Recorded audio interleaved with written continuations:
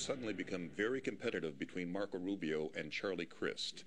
What's your take on that, and do you plan on endorsing a candidate? I might. I don't know. That there's a lot of time before that decision has to be made.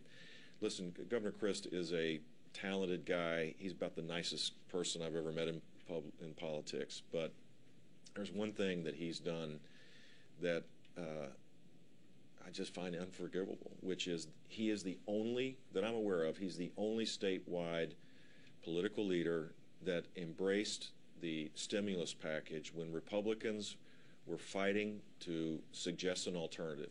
That alternative would have been a focus on infrastructure and a focus on broad-based tax cuts to the American private sector, which ultimately will create the jobs. And in its place, we have this massive spending bill that is not related to stimulus. It is related to trying to carry out a liberal agenda.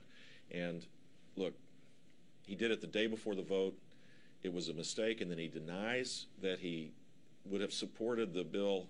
I know I'm supposed to be politically correct, and I said I was neutral and all that.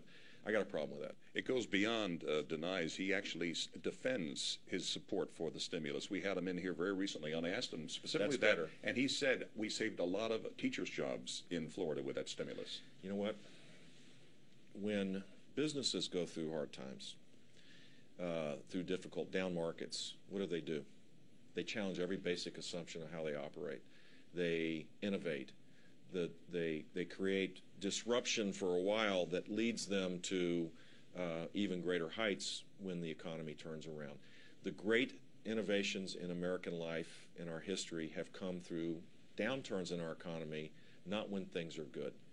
And so the governor has, and to this day continues to have this opportunity, which is to say, are we educating our kids the best possible way? Is our Medicaid system working on behalf of beneficiaries and providers? Are taxpayers getting the best bang for their buck? How hard is it to get a permit in the state? I mean, you go on and on and on, and this should be a time of great innovation and reform, so that the answer to that question would be, yes, we're spending less on education, but we're getting a higher outcome, and teachers won't be laid off because we're focusing on them rather than the bureaucracy. I don't have the specific answer, but my point is that that's a missed opportunity, rather than just to blindly say that taking money created by the debt that is going to be imposed on our grandchildren to save teachers' jobs was important to give the president a huge victory to expand government far bigger than we can afford it. I just think, with all due respect, I think the governor got that one wrong.